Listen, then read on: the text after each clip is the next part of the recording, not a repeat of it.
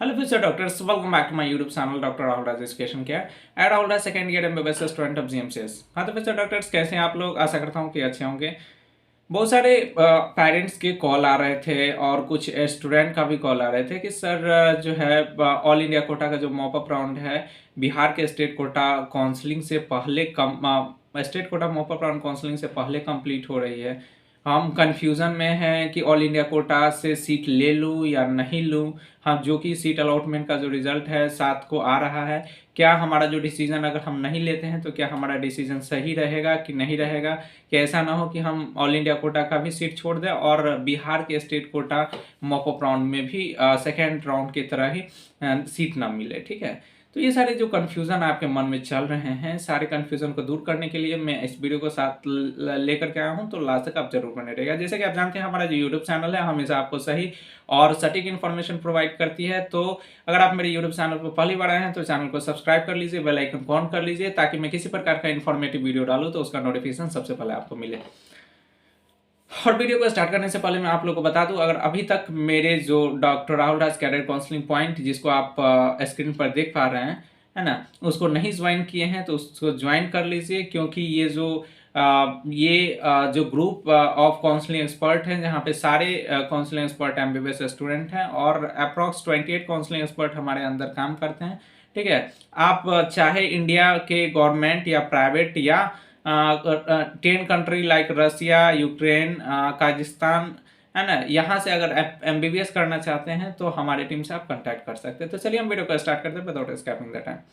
तो दोस्तों मैं आप लोगों को बता दूं, सबसे पहले हम बात करेंगे कि ये जो ऑल इंडिया कोटा काउंसलिंग है, जैसा कि आप अपने स्क्रीन पर देख पा रहे हैं कि ऑल इंडिया कोटा काउंसलिंग का जो सीट अलॉटमेंट जो है उसका जो रिजल्ट है 7 को आ रही है, और आपका जो ये एडमिशन रिपोर्टिंग का जो डेट है वो 12 तक कंप्लीट हो रही है। ठीक है ना। लेकिन बिहार का जो स्टेट कोटा काउंसलिंग है उसमें जो ऑफलाइन काउंसलिंग होना है 15 से 18 है। तो बहुत सारे जो पेरेंट्स हैं जो चाहते हैं, कुछ पेरेंट्स ऐसे भी हैं जिनके जो कैंडिडेट हैं, डाउटर हैं, वो चाह रहे हैं कि किसी तरह से हम बिहार में रहें, बिहार में रहेगी या उसके जो डाउटर हैं वो रहेंगे तो क्या होगा, थोड़ा सा सेफ फील होता है। ठीक है, गर्ल्स कैंडिडेट को अदर स्टेट भेजना थोड़ा सा किसी भी पेरेंट्स के लिए डिफिकल्ट काम होता है।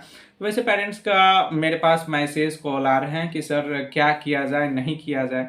तो मैं आपको बता दूं, देखिए सीट अगर हम मॉप अप राउंड काउंसलिंग की अगर बात करें तो mop up round counselling Bihar में इस बार सीट का जो कंडीशन है वो बहुत वेल कंडीशन में है। ठीक है, बट अगर आप जिस तरह से सोच रहे हैं उस तरह से अदर पेरेंट्स भी सोचते हैं। कुछ ऐसे भी मतलब कैंडिडेट हैं जो चाह रहे हैं कि बिहार में ही रहे। जैसा कि आपने देखा था कि सेकेंड राउंड जो काउंसलिंग हुआ था उसमें जो स्टूडेंट फर्स्ट राउंड से फ्री एग्जिट लिए थे उसमें से भी अधिकतर स्टूडेंट जो है बिहार के सेकेंड राउंड का जो स्टेट कोटा काउंसलिंग हुआ था उसमें रह गए थे, जिसके कारण जो कट ऑफ है उसमें जो है अनएक्सपेक्टेड कट ऑफ देखने को मिला था। ठीक है, तो और कुछ ऐसे भी स्टूडेंट थे जिनको मैंने देखा कि ऑल इंडिया कोटा का सीट छोड़ करके सेकेंड राउंड में आए थे, उनको सीट तक नहीं मिला था। ठीक है, तो ये जो आप डिसीजन अगर लेते हैं सेकेंड राउंड, मान लीजिए आपको सीट अलाउट होता है किसी स्टेट में, अगर आप उसको छोड़ करके बिहार के मॉप अप राउंड में आते हैं तो ये आपके लिए आपका जो डिसीजन है वो क्या हो सकता है कि आपका गलत भी हो सकता है। अगर मान लीजिए गलत होती है, मान लीजिए आपको सीट नहीं मिला, देन आपके पास न तो अपॉर्चुनिटी रहेगा बिहार में, न ही ऑल इंडिया कोटा है। ऑल इंडिया कोटा का जो स्टेट सेकेंड राउंड है वो भी खत्म हो रहा है बिहार के मॉप अप राउंड काउंसलिंग के साथ। ठीक है, तो इसीलिए अगर आपको मान लीजिए ऑल इंडिया कोटा से अगर सीट मिलता है तो आपको जरूर लेना चाहिए। ठीक है, अगर आप नहीं लेते हैं तो हो सकता है कि आपका जो 1 ईयर है वो क्या हो जाए, बर्बाद चला जाए। ठीक है, तो मैं सजेस्ट करूंगा, अगर मान लीजिए 7 को रिजल्ट पब्लिश हो रही है, अगर आपको सीट मिल रहा है MBBS सीट, कहीं भी जो MBBS होता है वो खराब नहीं होता है। साउथ में स्टूडेंट जाना पसंद नहीं करते हैं, बट मैं आपको बता दूं वहां पर भी अगर आप जाते हैं, कि ये जरूरी नहीं है कि अगर साउथ में बिहार के स्टूडेंट जाते ही नहीं है, बहुत सारे स्टूडेंट जाते हैं, है ना, मजबूरी है, जाना पड़ता है। अगर मान लीजिए आपको सीट नहीं मिला, और जैसा कि आप जानते हैं नीट में MBBS जो कि टॉप मोस्ट प्रोफेशन है मेडिकल सेक्टर का, उसको पाना उसके लिए बहुत हार्ड लेबर करना पड़ता है। जैसे कि आप जानते हैं मैं भी MBBS स्टूडेंट हूँ और मैंने भी नीट का प्रिपरेशन किया था। ठीक है। तो मैंने तो नीट के लिए बहुत कम टाइम दिया था क्योंकि मेरा मेन सब्जेक्ट मैथ था, ठीक है। लेकिन मैं जानता हूँ कि किस तरह से स्टूडेंट को प्रिपरेशन करना होता है नीट एग्जाम के लिए, ठीक है। तो वो बहुत हार्ड लेबर के बाद जो है इतना मार्क्स आता है, उसके बाद अगर आप सीट को स्कैप करते हैं तो बहुत थोड़ा सा प्रॉब्लमेटिक होता है, आपको 1 ईयर वेट करना पड़ सकता है, ठीक है। तो अगर आपको सीट मिलता है तो मैं सजेस्ट करूंगा कि आप जरूर ऑल इंडिया कोटा से लें। और अगर आप ऑल इंडिया कोटा से लेते हैं तो आप खुद का तो भलाई कर ही रहे हैं, और साथ ही साथ जो हमारे बिहार के लोअर रैंकर स्टूडेंट हैं, है ना। पिछले साल जो है मॉपअप राउंड काउंसलिंग में ईबीसी कैटेगरी में 587 रैंक तक हुआ था, बट इस बार सेकेंड राउंड में 599 मार्क तक जो है रह चुका है।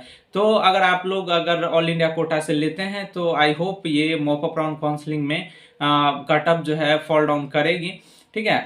तो मैं आपको सजेस्ट भी करूंगा, रिक्वेस्ट भी करूंगा कि अगर आपको ऑल इंडिया कोटा के मॉपअप राउंड काउंसलिंग में अगर आपको सीट मिल रहा है तो आप रिस्क ना लीजिए, ठीक है। अगर आप चाहते हैं 100% हमको एडमिशन हो जाए तो आपको रिस्क नहीं लेना है। अगर आपके आपके पास ये है कि अगर मिले तो ठीक, नहीं मिले तो हम अगले साल का प्रिपरेशन करेंगे, तो अगर आप ऐसे मूड में हैं तो आप बिहार के मॉपअप राउंड काउंसलिंग में आ सकते हैं, ठीक है।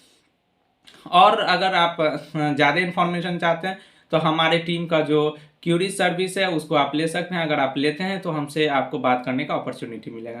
तो आशा करता हूँ कि ये जो वीडियो है आपके लिए बहुत ही इन्फॉर्मेटिव रहेगा, और मेरा ये वीडियो बनाने का मेन पर्पस है कि जो भी पेरेंट्स हैं जिनके मन में ये डाउट्स चल रहे हैं उनके डाउट को मैं क्लियर करूँ, ठीक है। तो आशा करता हूँ कि ये जो वीडियो है आपके लिए बहुत ही इन्फॉर्मेटिव रहा होगा, और ऐसा ही वीडियो पाने के लिए हमारे यूट्यूब चैनल को सब्सक्राइब कर लीजिए ताकि आपको समय समय पर इन्फॉर्मेटिव वीडियो मिलता रहे। तो thank you for watching my video last.